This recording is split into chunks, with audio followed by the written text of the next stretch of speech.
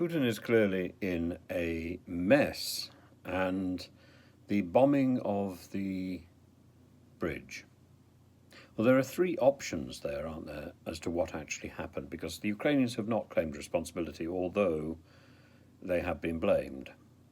One is that a munitions truck exploded. Two is that it's a Ukrainian attack. And three, which I think is the more likely, is that it's a false flag operation by Russia to justify its vicious attacks.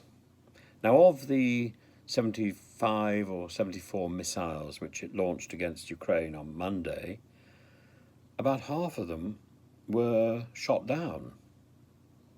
So that wasn't very effective. And the other half, many of them targeted civilian structures or civilians themselves. So that automatically breaks the Geneva Conventions, which Russians signed up to, which Russia and the Soviet Union signed up to. So whatever he's doing, he's disregarding basic international law. And Putin loves to run around the place saying that he's got a law degree. Of course, someone else wrote his thesis, but he's got a law degree. Now, what does this mean in practice? It means that he can be condemned by people like President Biden, the utter brutality of Russian strikes, he can say. We can talk about where the missiles have come from. We can talk about the participation of Belarus. We can talk about the inaccuracy. We can talk about the fact that Russia doesn't have the funds anymore to pay for the microchips to make sure those missiles go in the right direction.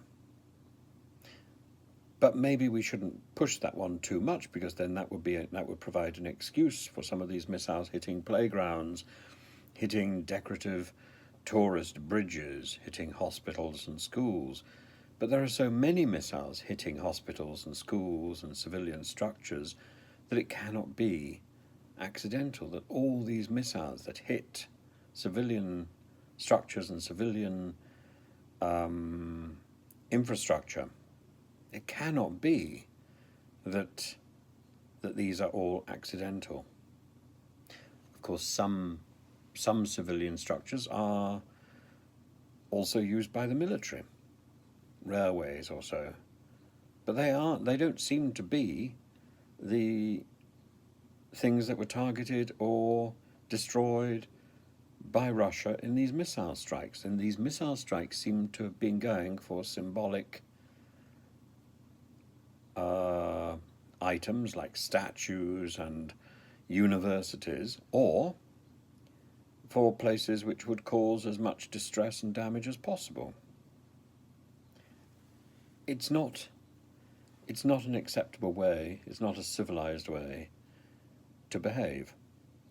And what I find so fascinating is that the trolls, and sometimes I must confess, I'm sorry if I behave as if somebody is a troll when clearly they're not. They're just simply trying to look at both sides of an event. And you're perfectly right and entitled to do that. But there are definitely trolls. And I find it fascinating that the trolls then, their new line of attack is to say, well, you went into Yugoslavia, Syria, Libya, and so on, and that's parallel. The point is, it's not parallel.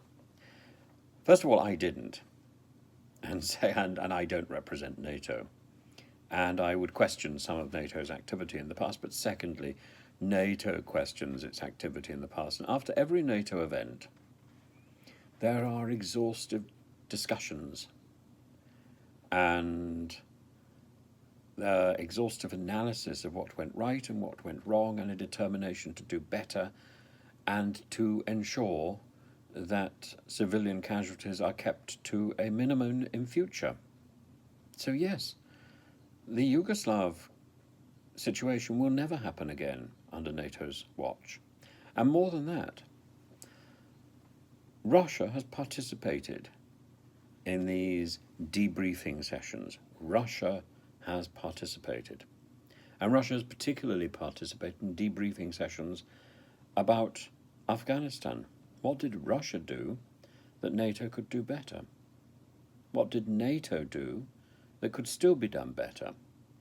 And what Putin is doing is going back to the 1980s or before and saying, well, this was done by them, so I can do it as well.